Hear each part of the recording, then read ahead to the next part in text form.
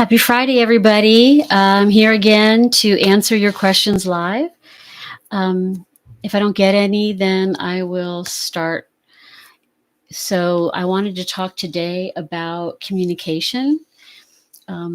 Big topic, applicable in any kind of environment, whether we're talking about families, couples, or work settings, and even society as a whole. And I think everyone would agree this is a time in which people are not communicating with one another. We see it all around us. People are talking at each other.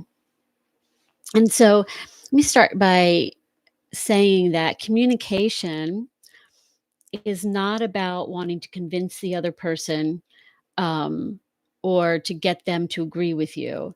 It's about achieving understanding. So before I get started, I need to um, just remind you. Where is it? Okay, I don't have it in front of me, so let me grab it. Okay. So just a reminder that this is a live feed, but it is being recorded. Advice given on this radio show is for informational purposes only and is not intended to replace professional, psychological, or medical advice, diagnosis, or treatment. Questions and concerns about your mental health should be discussed with a qualified professional. Any use of this information is the sole responsibility of the listener. If you are having thoughts of harming yourself or someone else, call 988 or go to the nearest emergency room. Okay. So, about communication. When couples come into my office, the first thing that comes out of their mouth is, "We don't communicate."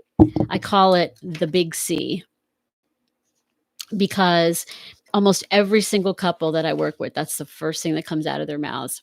So,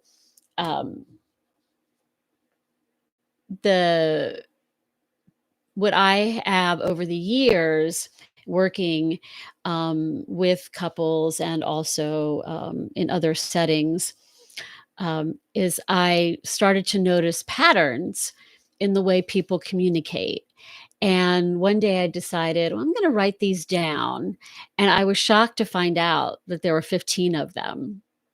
So I came up with what I call 15 principles of communication. And I call them principles, not communication skills or techniques, because most of them are not specific strategies. They are more about understanding the underlying dynamic. And what I mean by that is how people are thinking and feeling both within themselves and also toward each other. And this is really what determines how people communicate. So I'm going to talk about some of those principles. And let me start by talking about what I call focus on the future while acknowledging feelings from the past. So too often what people do is they keep rehashing something that's already happened, um, which is valid.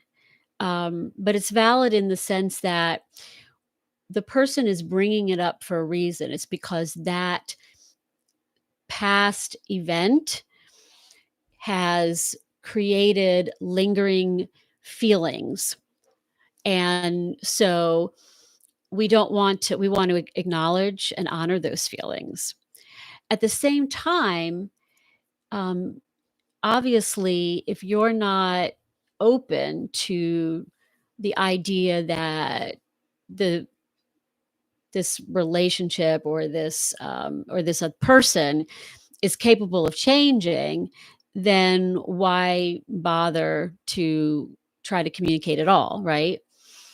And so that's where we reach this balance between, you're working towards a future, you're keeping an open mind, you're saying, I believe that we can change this situation, or this person's capable of changing, or we can change this relationship. At the same time, acknowledging that there are feelings from past interactions that are still there. They're still present, and they have to be acknowledged and recognized because they will influence how the person or each of you responds. So that's focus on the future while acknowledging feelings from the past. Another one of my biggest ones, is what I call perception and intent. There is perception and intent, and both are valid. So this gets a little complicated, but one of the things that I find happens all the time, um, no matter what kind of situation there is talking about, right? No matter what kind of setting, is somebody will say something, and something that they're trying to get through to the other person, trying to get the other person to hear them and understand them, right? And or tell them that they did something that upset them. And so what does the other person do? They usually try to explain themselves. They try to explain why they did what they did, right? And what happens is that comes across to the first person as dismissive of their feelings. And so then what happens is there's this argument, that because one person is thinking, you're not hearing me, right? And the other person is thinking, oh, you're overreacting, or you're misinterpreting what I did or said, right? The reality is that, again, in communication, this is about understanding, right? Not winning an argument. Both are valid, and it's important to understand both of them.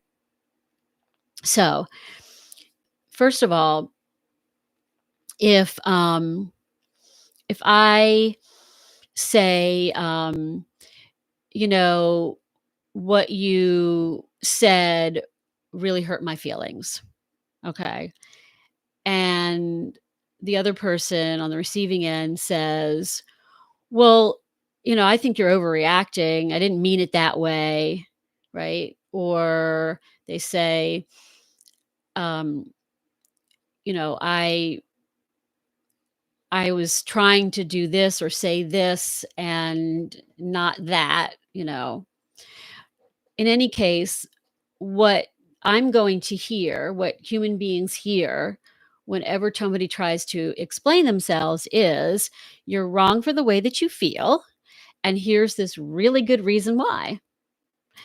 Um, so I discourage people, no matter how tempted you are, when somebody trying to tell you that you did something that upset them in some way, uh, or that they disliked, right?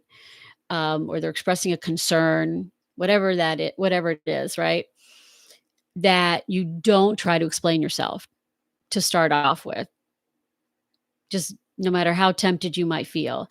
And the temptation is there because you're thinking, well, I'm going to explain myself. And once the person understands, I didn't intend to do that, I had good intentions, or, that person is misinterpreting me, then they're going to feel differently. But I can tell you from doing this work for 30 years, that is not what happens. All the other person is going to feel or hear is, again, you're wrong for the way that you feel, and here's this really good reason why. So that is that person's perception. And the reason why that happens is because we can understand something and still have an emotional reaction to it, right? I use this little analogy. Let's say you're standing on a street corner, and all of a sudden someone comes up to you and slaps you in the face and then says, I am so sorry. I'm just having a really bad day. I just got fired from my job. My spouse wants to divorce me. My kids won't talk to me, and I'm thousands of dollars in debt. You can say, well, I understand, that you're feeling upset, but the slap still hurts. right? So you have to think about, no matter what your intent was and no matter whether you had good reasons for doing what you did, you have to understand that that person has still been emotionally impacted by it. And you're not going to change that by trying to explain yourself. It's not that that isn't relevant, that we want to try to help that person maybe feel differently, or we don't want that person to feel differently based on misinterpretation. But I'm just telling you that explaining yourself is going to just make the other person feel unheard and dismissed. So, um, on the other hand, right, as I'm expressing that I'm upset about something, right? That other person's thinking, well, that's not what I meant. That wasn't my intent, right? Um, and um, and so even though I received it a certain way, right? Um, that it's important that that is my perception. It's an assumption that I'm making. It's a valid reaction, because as human beings, we're that's going to happen, right?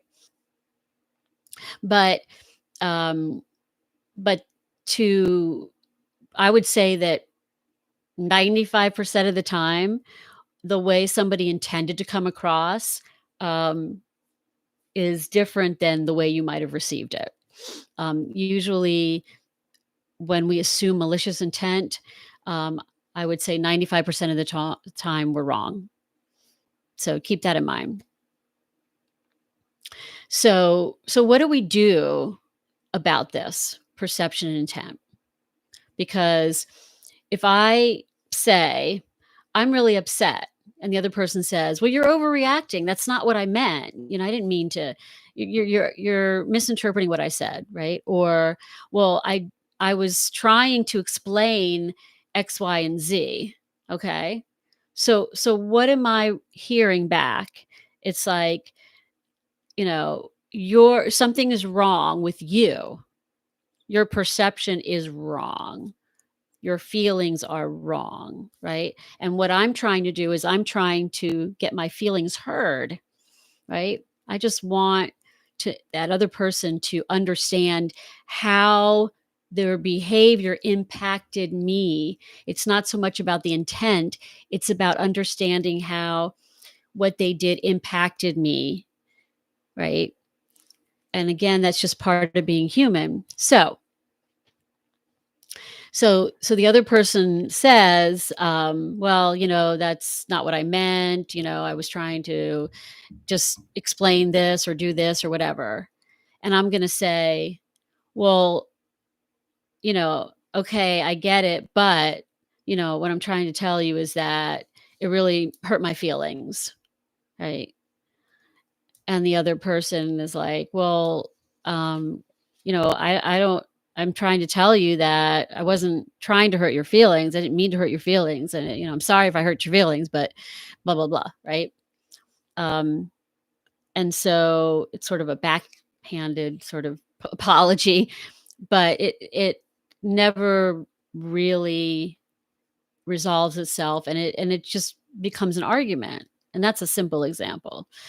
Um, but it is the source of many, many, many arguments, is this dichotomy, if you will, between perception and intent. So what do we do instead? There's two things that you can do, and you may have heard about them before, because um, if you've done any kind of like couples counseling, for example, or any kind of training where they talk about communication, you may have heard about active listening or empathic listening and I messaging. So those are the only two techniques that I really bring up in this in my 15 principles of communication. But what you want to do is you want to start off with, so if somebody says something to you, like, I'm upset by X, Y, and Z, right?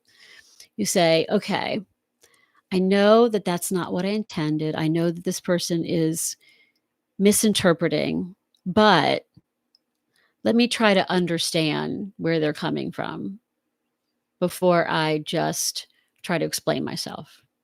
So I will say, help me to understand, what is it that I did or said that made you feel that way? Or help me to understand why what I did or said made you feel that way, right? So you're giving that a person an opportunity to be heard.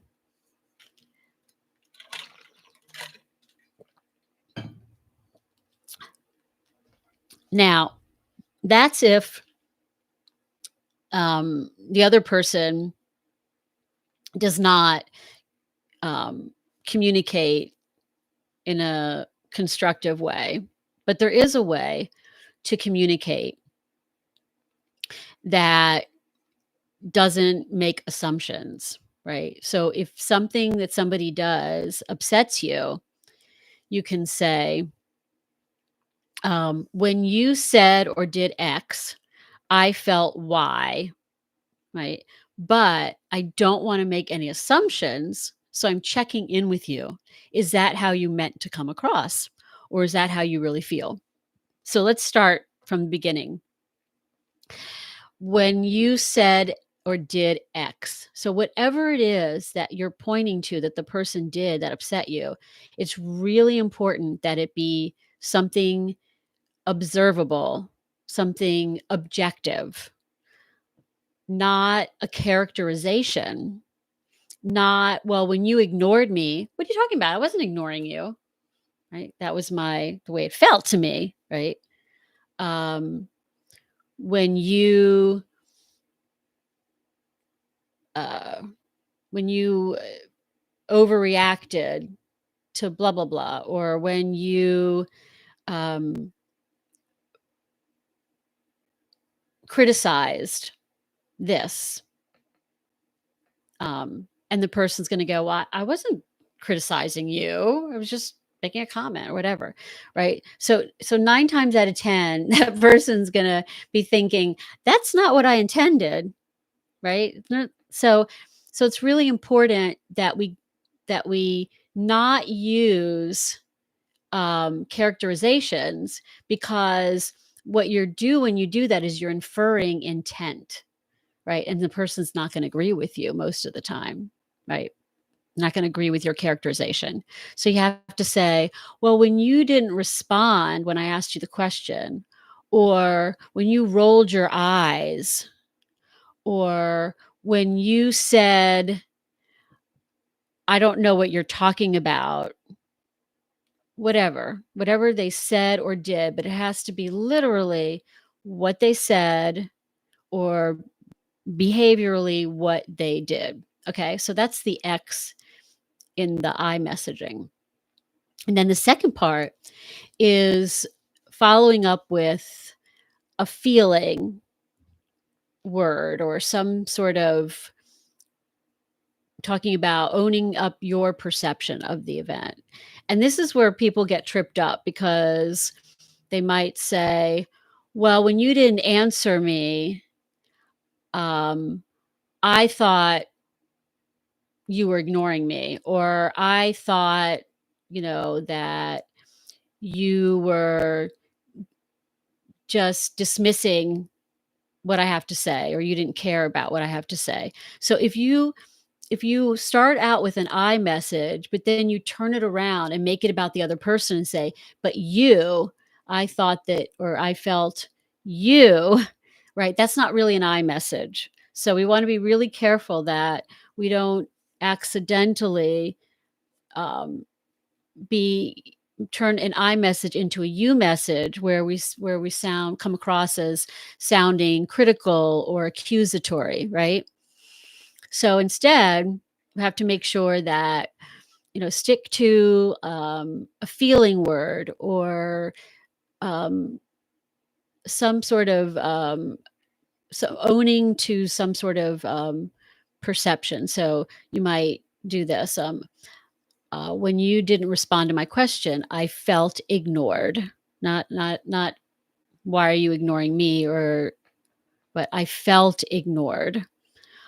When you said, I don't know what you're talking about, I felt put down. Okay. When you rolled your eyes, I felt dismissed, or I felt like I was being treated like a child. Like I felt like a child, or I felt like I was being treated like a child, right? But again, that's taking ownership. It's not like you were treating me like a child. I felt like I was being treated like a child, right? So you see where the ownership is important. Okay. And then the third part is, if you're familiar with iMessaging, then you'll know that this is different from what the normal iMessage is. In this case, what I do is say, but I don't want to make any assumptions. So I'm checking in with you. Is that how you meant to come across, or is that how you really feel? Right. And I can guarantee you 98% of the time, the person is going to say, no, that wasn't my intent. Um, and so that way, you do a couple of things. First of all, you're giving that person an opportunity to explain themselves, because they're going to want to do so anyway, right? And so rather than them responding to your feelings by saying something dismissive, you are opening the door up and allowing them to get that out of the way, so to speak, right? We're gonna bridge, what is that? Cut it off at the pass, right? So before the person even tries to explain themselves, right? You're giving them that opportunity to do it. So that's the first reason why that's helpful. Um, the second reason is because it increases understanding, right? So no matter how you feel, you're still getting a chance to understand, well, that wasn't the person's intent. Again, you still have a right to feel the way that you feel, but that you're hearing that the person didn't have malicious intent, and that counts for something. And also, number three is because you're not making assumptions, right? You never want to make assumptions. And I would say, again, the majority of the time, when someone perceives that they've been um, criticized or hurt in some way, they assume malicious intent, right? And I see that all the time, like when I work with couples. It's not just that the person said or did something that made them feel hurt, or it was that they intended to, or that they didn't care. They didn't care that they were doing that, right? And I can tell you, no matter how it might feel to you, most of the time that is not the case. That was not, well, there was no malicious intent behind it. And that gets into communication and how complicated it is, because there are lots of reasons why people communicate the way that they do that has nothing to do with you, right? It has to do with their upbringing and their coping mechanisms, right? And maybe other things that might be going on with them in their lives, right? So in any case, that's the full I message. When you didn't respond to my question, I felt ignored, but I don't want to make any assumptions, so I'm checking in with you. Is that how you meant to come across? So now, going back to active listening or empathic listening. So let's just say I don't use my iMessaging, and I just say, why are you ignoring me? Okay. You still have a responsibility to respond constructively. right? We each have a responsibility to respond constructively no matter what the other person is doing.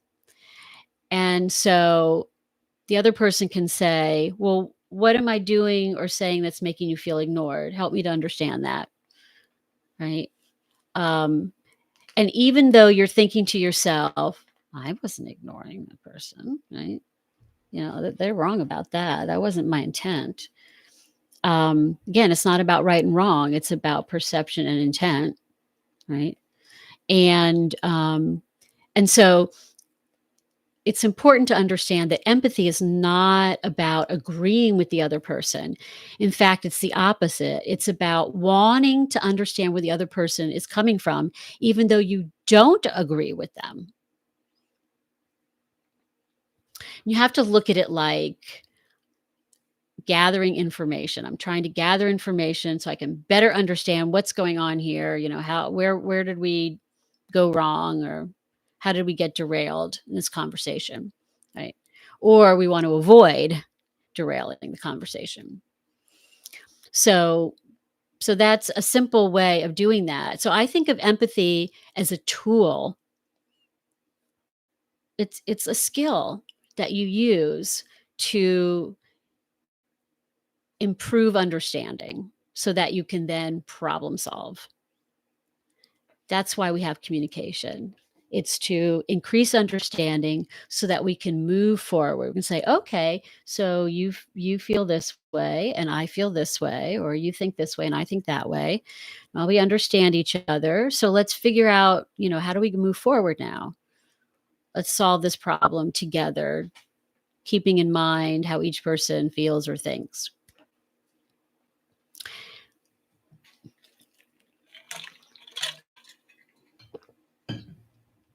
So that's perception and intent. um,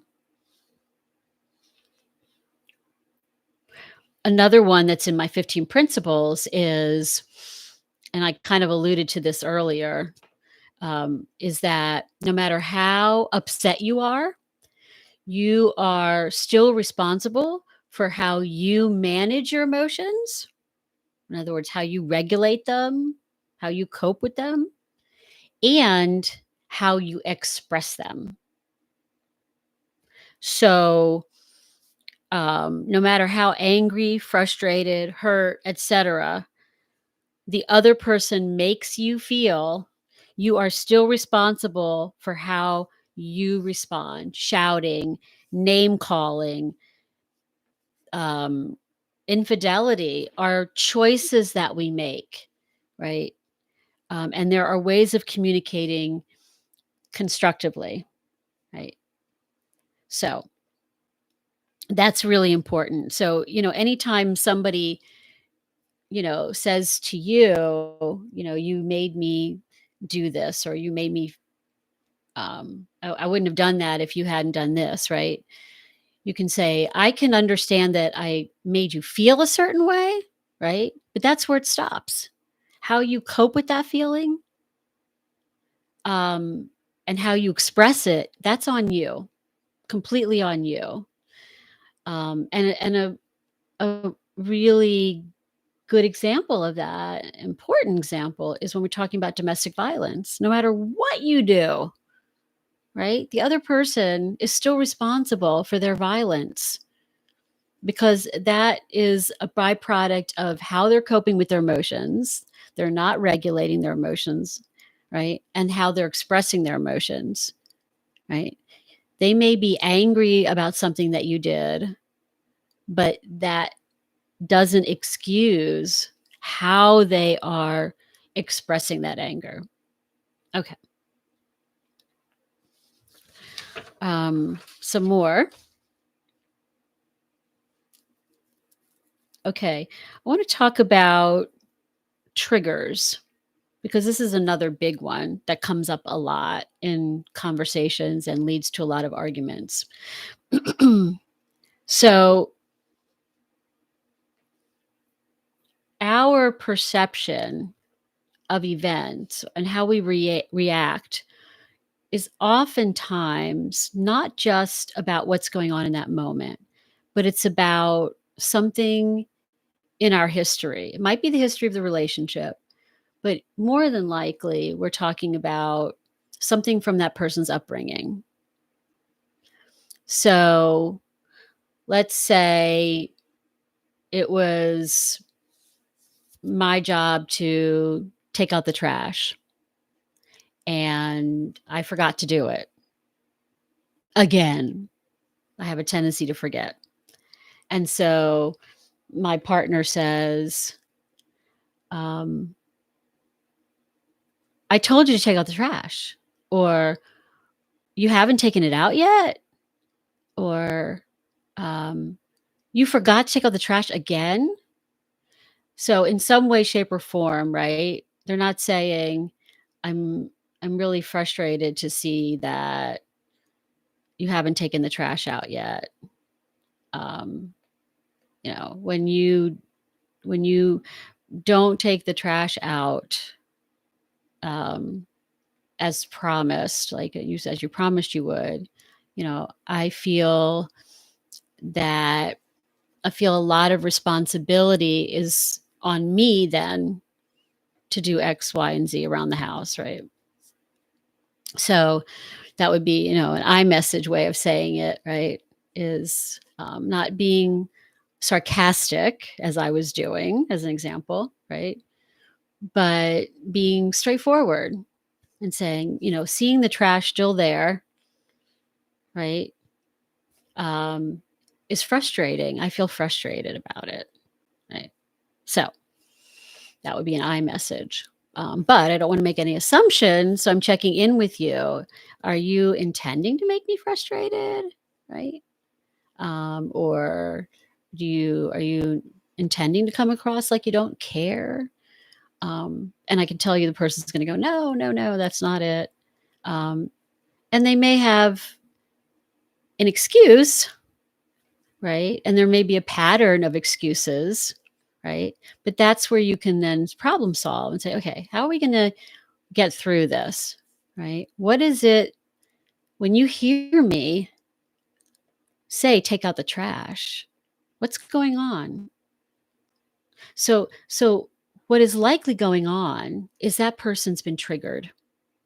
When you ask me to take out the trash, it reminds me of my mother and how she made me be, you know, like I didn't get a childhood. I was like a second mom to my younger siblings. I was the one that was always responsible for everything, for doing everything, right? So that question of you haven't taken the trash out yet, or even, you know, reminding it, can you take the trash out? For me becomes a trigger. It reminds me of my mom and something that she used to do that really upset me over the years. And so that's what a trigger is. And anytime you find somebody seems to be overreacting, quote unquote, overreacting or more emotional than it seems like the situation calls for, chances are it's because they've been triggered, right? And they may have developed a coping mechanism, right? So a way of coping that is sort of ingrained in them so that anytime they are reminded of that past event, this is their go-to, which is to yell or scream or walk away or be sarcastic, passive aggressive, right? Or avoid, ignore, right? So these are different coping mechanisms that people use as a habit when they've been triggered. So anyway, um, so it's really important, first of all, to understand that everybody has triggers. Everybody has triggers, right? And so we don't want to hold that against people and say, well, I'm not your mom, you know, but to be understanding of the fact that, oh, okay, I get you. All right. I hear you. Right. And again, that doesn't mean that, okay, well, I'll just take out the trash then because you're being triggered. No, it means, okay, how are we going to work through this? Um, Again, problem solving. So anyway, but it's also important for each of us to own our own triggers, right? To take ownership of them and to be able to say, you know what? I am aware that when you ask me to take out the trash, it reminds me of my childhood, and it just makes me want to retreat, um, uh, rebel, right? That's how I feel. Like I just don't even want to deal with it because I'm sort of like reminded of all the things that my mother made me do, and so I just want to, like, now I'm an adult. I don't have to do what you tell me to do. It's kind of like what's going on for me, right? And this is human beings. We're very complicated. And something as simple as that can just bring up a whole, what we call dynamic in that person that you have no idea is going on. You think, I'm just like, what is this going on? I mean, I'm just asking you to take out the trash or reminding you to take out the trash. What is this all about? Right. And yet that's part of being human. But I always say that if this were easy, you would have figured it out already. But it's not. This stuff is complicated because human beings are complicated.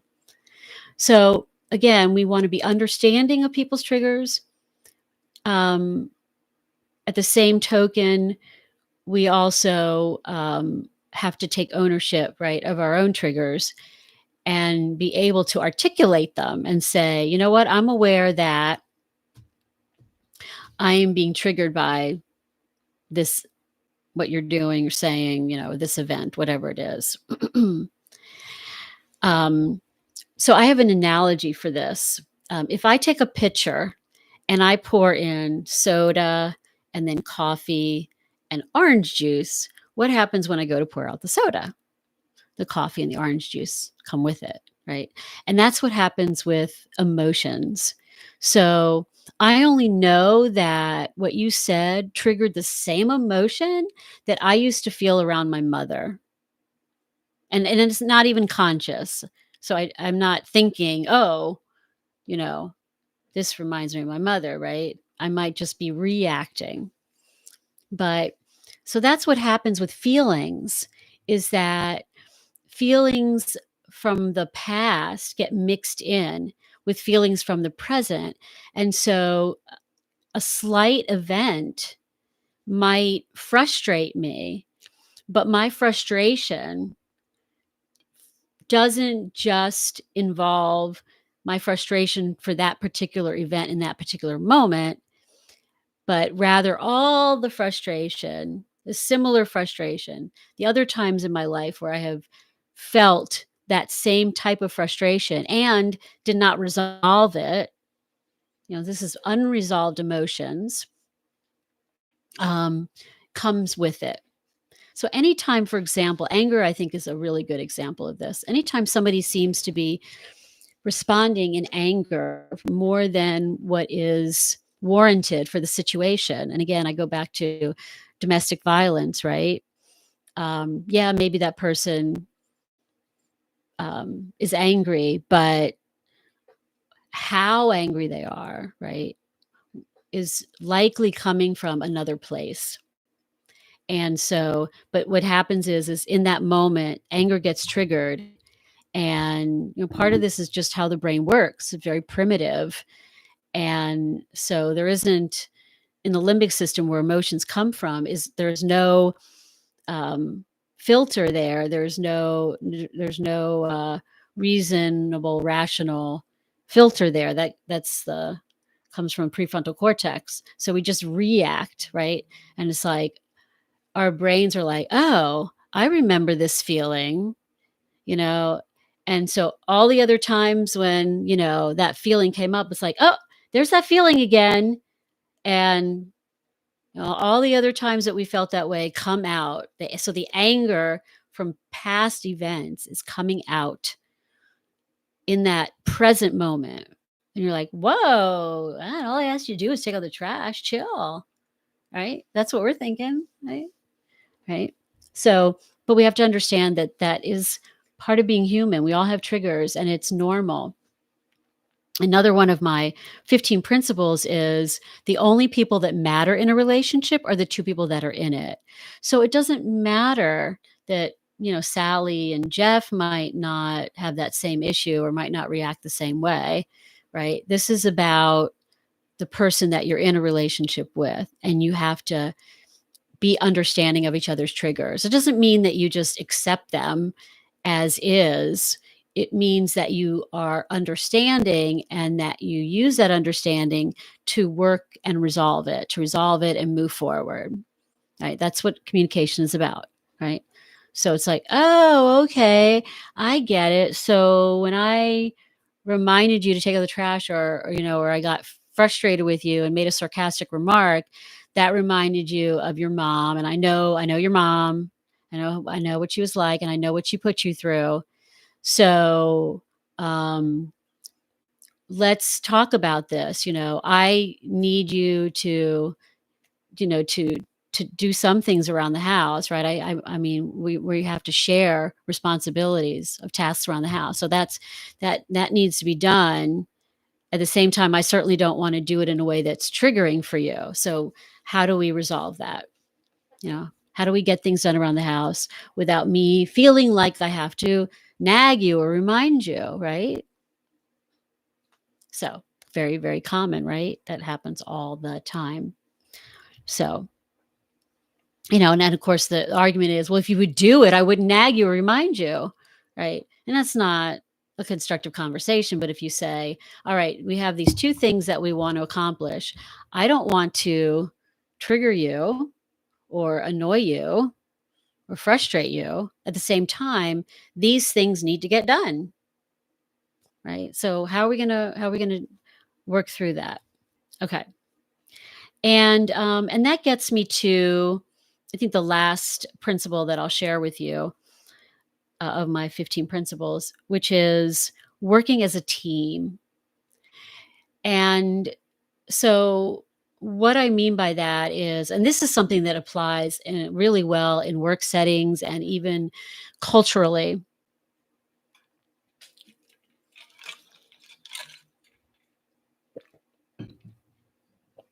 and that is, we have a tendency when we're trying to problem solve is to go straight to the solution before we've really had a taken time to really understand the problem, right? And you can't understand a problem, you can't solve a problem rather, if you don't understand it, right? So then when people start going straight to solutions, that's how you end up in power struggles, right? Perfect example is gun control or abortion, right? These are not the underlying problem, they are solutions to problems, right? And I'm not saying good or bad by either one. I'm just saying that these are solutions, and we go back and forth about this one solution, rather than saying, okay, what is the underlying problem here? What is the underlying concern? And how do we go about fixing that? So, um, so working as a team means identifying the concern first. And I'll give you an example of this. So I was working with a couple, had very different parenting styles, and they both wanted their child to get good grades, be successful in school, of course, right? So rather than focusing on their parenting styles and which approach is the right approach, quote unquote, um, I started with, okay, what is it that you're trying to accomplish here? What is your underlying concern, right? You want your child to be successful in school because you want your child to live a happy, successful life, right? So that's something you can agree on. And that's why we do it. because when you get down to the underlying concerns, it's something that everyone can agree on, and that's where you want to start. There's something that everyone agrees on. It's also something that probably everyone can relate to, right? Because we're getting down to needs, and we all have the same basic needs, right? Need to feel um, connected, appreciated, safe, productive, um, loved, heard. I mean, we all have the same basic needs. And so um, that's why starting with identifying the underlying concern or need is a great place to start. So, um, so in this case, like I said, my example, the need or the concern is we want our child to be successful academically. We want our child to live a healthy, happy life, right? Okay. So, so then what? Well, then you start brainstorming. Okay. So let's get out of, the weeds here and go back to, what does that mean? You want your child to be academically successful, or you want your child to have a happy, healthy life. Define that for me. Help me to understand, what is it that you see or you envision for that, in that case, in that scenario, right? Is being successful academically, having all A's, A's and B's? Is it more about, the child is trying their best, even if they don't get an A or B?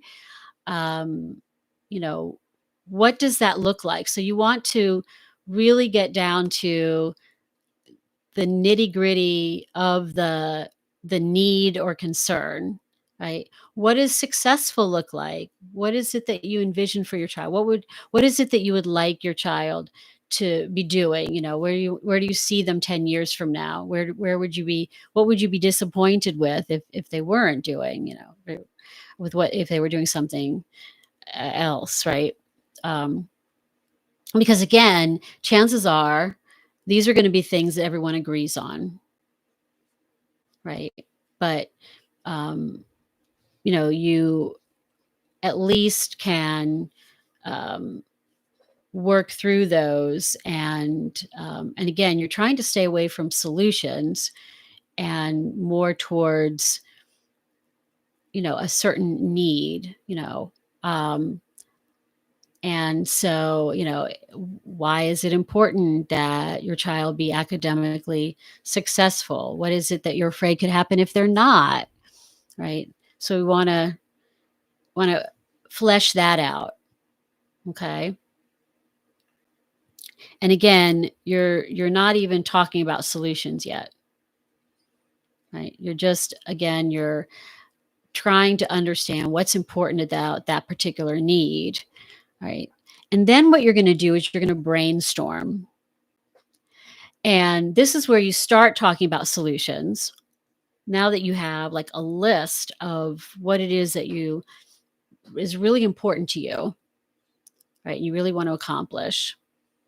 Um, then you start brainstorming different ideas. And in this phase of the process, there's no bad ideas. There's no evaluating as you're in the process. You just throw out things, whatever it is, whatever the person says, nothing gets shut down. We just write it all down, put it all out there, right? Because there might be pieces of it that are really useful, or it might be might lead to some other idea, right?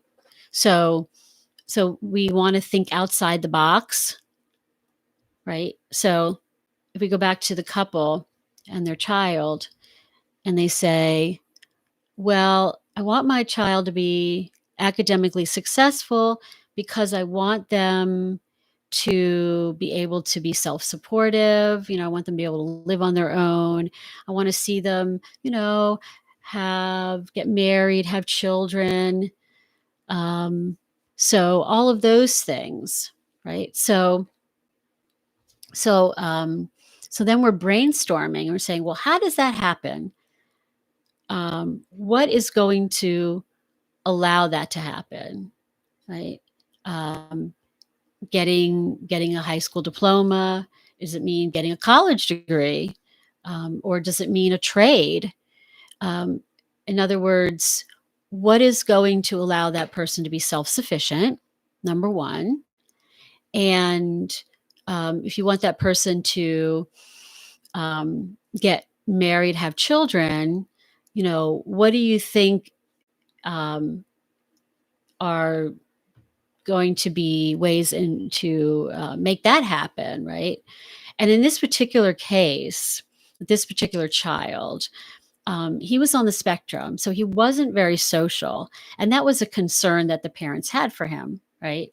And so we might talk about, what are some, let's brainstorm some ways in which, um, your son can get more opportunities to socialize and work on his social skills, right? um, if it's more generally speaking, someone that you just want to see them have a family of their own and be able to support themselves, looking at, well, what do you imagine, let's brainstorm, how does that happen? Where would that person have an opportunity to meet other people? Where would you like them to, because it doesn't just fall in their lap, right? So, so you're brainstorming, right? And this is really works well in work settings as well, because a lot of times the solutions, right, um, are or I'm sorry, a lot of times what people define as the problem is actually a solution. Like, we need to bring in more money, or we need to hire more people. Um, why do you need more money? What is the underlying concern there? Because maybe there are other ways of achieving it besides bringing in more revenue. Again, why do you need to hire more people? What's the underlying issue? Is there a way of achieving that without having to hire a whole lot more people? Um, Maybe not, but um, but we want to look at what's the underlying need. Why do you need more people? What is it that you're trying to accomplish? And is that something that's really a need that everyone agrees on? Okay. So once you've gone past the brainstorming stage, then you can go back and start evaluating what it is that you came up with. And so at this point, you are looking at, okay, is this feasible? Right? Is this something that can be accomplished? Are we able to accomplish it? If not, what do we need in order to accomplishment? What would be involved in achieving that? One of the ones that I always think about is I was working with a family, and we were doing this brainstorming, and these two siblings were always annoying each other. And so the younger one said, "Well, if somebody made me like a clubhouse down in the basement, that was my space, well, obviously, I'm thinking, well, that's not going to happen, right? It's not realistic. It may not be able to fit in the basement, or it may not, have the room, or I mean, not the room, they may not be able to afford that, or whatever. But we put it on the board because that's what she came up with, and we never, rule out any ideas. Um, so but then, we go back, and when we asked her, so how would you do this? In getting her to come up with the specifics. So you're including everybody in the process. And that way everyone feels a part of the solution. And you're also not dismissing or minimizing anybody's ideas. You're just going back to them and seeing, you know, putting it back on them, taking ownership of, okay, you came up with this idea. So how do you envision this happening? Right. And of course, she couldn't really, she didn't really have an idea of how. She was 9 years old. She didn't really have an idea of how that would happen. And so, so then it kind of answers itself. But we didn't make her feel, dismissed um, or her ideas made her feel bad about her ideas. And so, how we go about this is so important. And you might be thinking, oh my God, do all this work, right? Yes, because the alternative doesn't work, right? You just butt heads, right? And you undermine your relationships in the process, right? And so what we want to do is when we work together as a team, as I call it, we are aligning with one another. We're treating the problem as something external of us, not between us, but external of us, right? And working together to come up with a solution. And that way you avoid all of the the the um and I'm just thinking about, what's going on in our society right now. I mean, just think how we could avoid that if people would be more constructive in their communication. So you're going through the feasibility stage at this point, right? And picking out, well, that's feasible. That part won't work, but this part might work, and we can maybe pair that up with something else. And then the last thing then is talking about um, how you would go about actually putting that solution um, into context. I mean, into practice. So with my couple, one of the things that basically came down to is that they each have something to offer, right? One parent was more stricter, one was more permissive, but they both had ideas that were relevant, that were helpful. And so by coming up with a plan that incorporated both approaches, but also took away a lot of things that really weren't working, that were counterproductive, right? And were undermining what it was that they were trying to accomplish, undermining their influence on their child, right? So that's so, but again, that process is really important. It's just as important as what you come up with, because it's not just about coming up with a solution, but it's how you come up with a solution that's really going to determine whether people are on board with it or not, whether they're invested in it, whether or not, the culture of that workplace or that society or that family or that couple really is um, positive or negative. So, um,